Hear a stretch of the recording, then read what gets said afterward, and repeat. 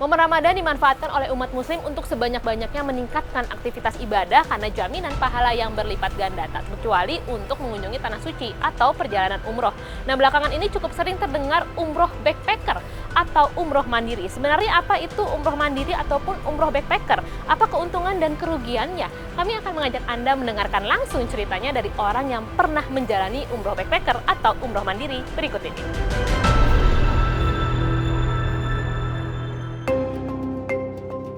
Umroh adalah kegiatan mengunjungi Baitullah untuk melakukan beberapa amalan perbuatan. Nabi Muhammad SAW pertama kali menjalankan ibadah umroh pada tahun 7 Hijriah. Pilihan waktu umroh juga lebih fleksibel, yakni bisa kapan saja kecuali hari Arafah, Nahar, dan Tasyrik. Ibadah umroh jadi pilihan masyarakat muslim Indonesia salah satunya karena waktu tunggu untuk menunaikan ibadah haji yang cukup panjang, berkisar antara 11 sampai 47 tahun.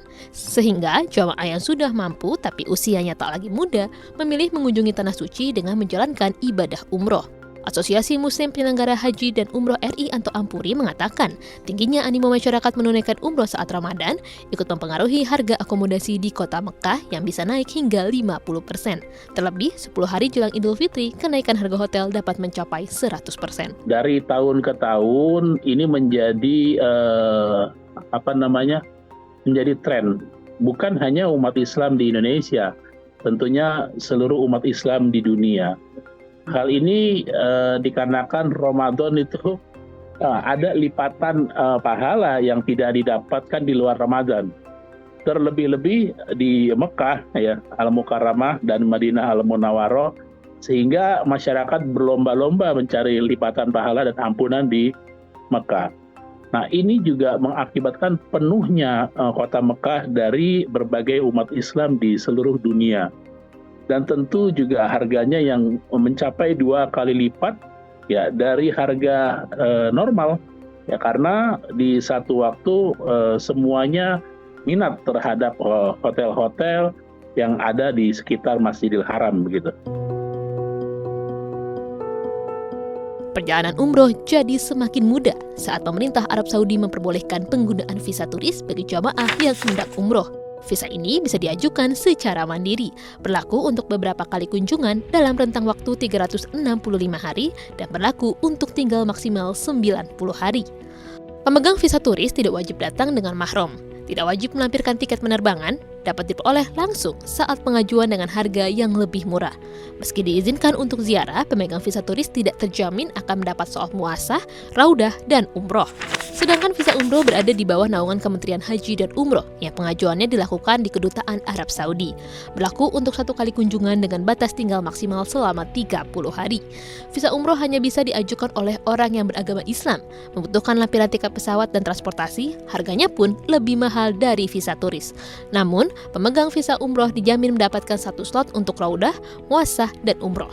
Aturan ini juga mendorong munculnya tren baru, yakni umroh mandiri atau backpacker, di mana calon jamaah mengurus sendiri seluruh keperluan perjalanan menuju tanah suci tanpa menggunakan jasa biro perjalanan. Selain lebih hemat, melaksanakan umroh mandiri juga lebih fleksibel dari sisi waktu. 2 hal ini yang mendasari Heri Fernando menjalani umroh backpacker. Setelah 2 kali menunaikan ibadah umroh dengan biro perjalanan, Nando mengaku memilih mencoba umroh mandiri agar dapat lebih fleksibel dalam beribadah. Dari situ, dari pengalaman ikut travel pertama, travel kedua itu benar-benar banyak ketidakpuasan yang didapatkan. Bukan berarti saya tidak bersyukur, tapi pengen mengeksplor jejak Nabi, jejak Rasulullah, dan jejak-jejak ke para sahabat lainnya gitu. Jadi dalam hati saya ketika pulang ke Indonesia yang melakukan umroh kedua ikut travel, itu saya berpikir, saya sambil membaca, melihat video-video di YouTube. Nah di situ ya tambah inspirasi saya, wah ternyata backpacker ini ada ya, dan backpacker ini ternyata lebih murah, budgetnya itu bisa lebih ditekan lagi. Nah kita backpacker itu hanya memerlukan yang namanya paspor, visa, dan tiket travel, dan satu lagi, tempat tinggal. Menurut Nando, umroh backpacker memberikan pengalaman menyenangkan, seru, dan tak terlupakan. Berbagai persiapan membuatnya berkenalan dengan banyak teman baru. Lewat kenalannya ini, ia mendapat berbagai kemudahan terutama dalam akomodasi selama di Tanah Suci. Dari segi keamanan, ia juga tak menemui kendala berarti. Untungnya selain budget yang bisa ditekan, itu juga durasi tinggal di sana, kita bisa mengeksplor yang mana yang kita mau. Terus tempat tinggal juga sebenarnya kalau misalnya kita sudah pengalaman walaupun 1 kali, apalagi kita pinter nanya-nanya, harus banyak nanya. Karena gini, kalau karena nggak banyak nanya, nanti harga ditembak. 2 bulan berada di Tanah Suci, Nando berkesempatan menjalankan ibadah puasa Ramadan dan berlebaran di Mekah. 90% waktunya ia gunakan untuk beribadah ke masjid, berziarah ataupun menyusuri jejak Nabi. Meski cukup lama berada di Tanah Suci, berkat umroh backpacker, ia bisa menekan biaya perjalanannya. Range biayanya, aku sebelum itu kan cari dulu informasi di YouTube gitu ya. Umroh backpacker ini berapa menghabiskan biaya, sekitar bla bla bla. Saya compare dengan umroh saya yang ketika pakai travel, dan itu jauh banget. Jauh banget. Bisa dibilang 50%. Pertama kali umroh backpacker itu 24 juta. Dan itu durasinya itu cuma 9 hari. Kalau kali umroh pakai travel ya? Pakai travel. Yang kedua itu 22 apa 23, itu 12 hari. 2 kali Jumat. Dan itu tetap belum puas. Akhirnya ngorek-ngorek lagi informasi di sosial media lainnya. Dan ternyata, serius nih. Ini budgetnya dan waktunya yang penting. Durasinya yang penting saya itu. Dari 2 pengalamannya sebagai jamaah umroh, Nando merasa umroh backpacker dapat menjadi solusi bagi mereka yang telah memiliki pengalaman, kenalan, dan mampu mempersiapkan berbagai keperluan selama perjalanan secara mandiri. Setelah pengalaman dua-duanya, saya katakan lebih milih backpacker. Karena alhamdulillah sudah bisa ngebaca flow di sana, dan juga yang pasti agar tidak khawatir ketika melewati imigrasi Indonesia, kita sudah punya histori di data mereka. Jadi kemungkinan besar kalau untuk next backpacker, mereka tidak akan curiga kita sebagai pekerja gelap.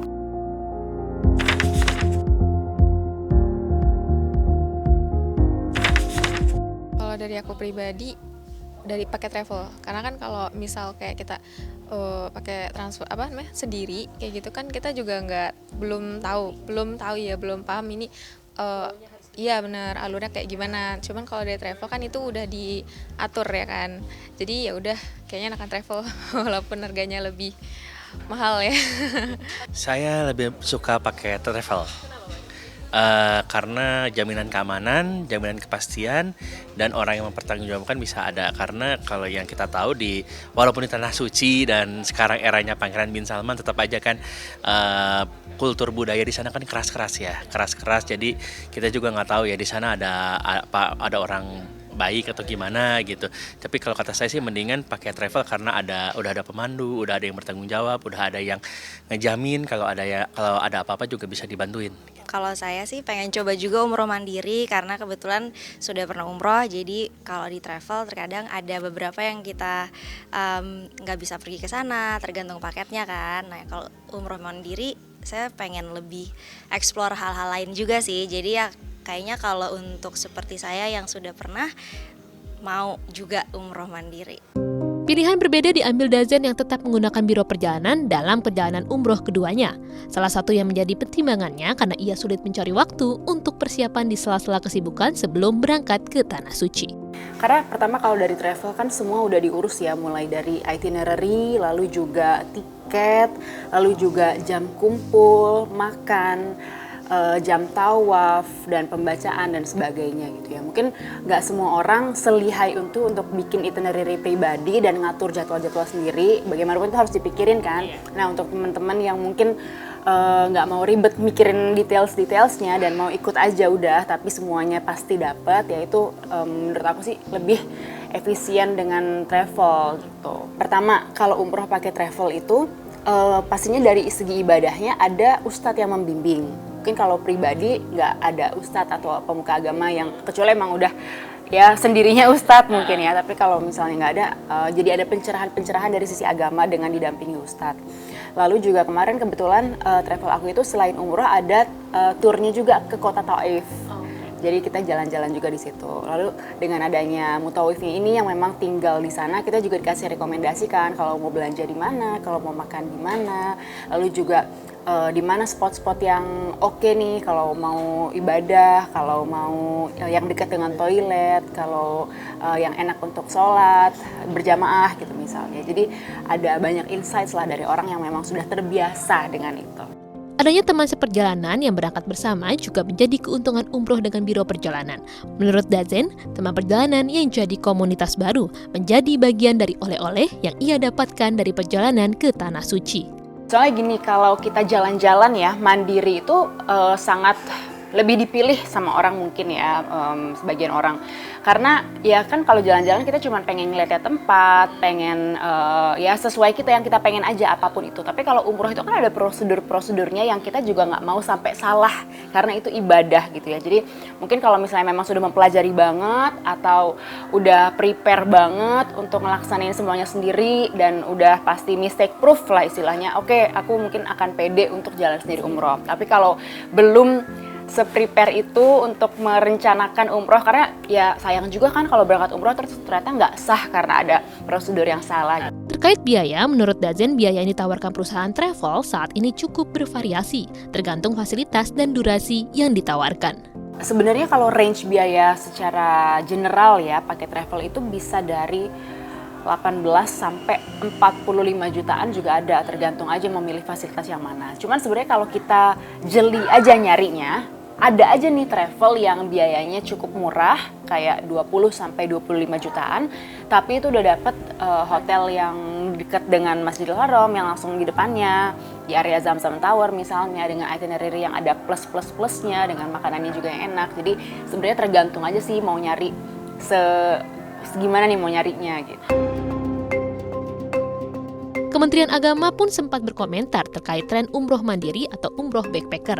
Direktur Jenderal Penyelenggaraan Haji dan Umroh Hilman Latif menegaskan bahwa pemerintah telah mengatur ibadah haji dan umroh berdasarkan Undang-Undang Nomor 8 Tahun 2019 tentang penyelenggaraan haji dan umroh. Menurutnya, penyelenggaraan ibadah haji dan umroh harus sesuai dengan regulasi. Senada dengan pemerintah, Ampuri juga berpandangan agar masyarakat memilih umroh dengan menggunakan agen travel resmi yang dapat menjamin keamanan dan keabsahan ibadah jamaah selama di Tanah Suci. Kerap kali mereka tertipu oleh orang-orang yang tidak bertanggung jawab, yang mereka menerima uang, ya kan, terus dikelola dalam umroh backpacker, sehingga ada masalah mereka tidak mau cerita. Nah, yang diceritakan oleh influencer, ya itu adalah mereka-mereka yang memang kategorinya berhasil karena mereka ingin jualan. Tapi yang sisi masalahnya dia tidak pernah cerita kepada masyarakat. Ya ini kelemahannya. Dan kami meyakini bahwasanya ini ada dampak teknologi, dampak digitalisasi yang kita tidak bisa cegah. Saya sudah banyak dapat laporan ketika jamaah sakit terbang dari Jeddah ke Jakarta, ada di Dubai, itu secara ketentuan penerbangan itu harus diturunkan. Maka mereka diturunkan di negara tersebut, ya kan? Terus pesawatnya terbang lagi ke Indonesia. Ada yang di Thailand, ada yang di Malaysia, ada yang di Dubai. Dan itu kerap kali terjadi karena itu sesuai dengan ketentuan penerbangan. Ketika ada seperti itu, siapa yang bertanggung jawab? Karena biaya rumah sakit begitu besar di negara tersebut. Terus siapa yang mau ngurus? Bahkan kerap kali jamaah tidak terurus, akhirnya sampai meninggal. Nah, begitu hal-hal yang kayak gitu memang tidak pernah diceritakan, taunya murah, ya kan? Karena edukasi ini harus secara menyeluruh, Mbak Mira, tidak bisa sepotong yang masyarakat melihat dari harganya aja begitu. Nah itu dia tadi rangkuman cerita perjalanan umroh baik yang menggunakan travel maupun umroh mandiri atau backpacker. Tapi manapun yang akan jadi pilihan Anda tentunya harus melalui perencanaan yang matang karena keduanya memiliki kelebihan maupun kekurangan. Dari Jakarta, Tim Liputan CNBC Indonesia.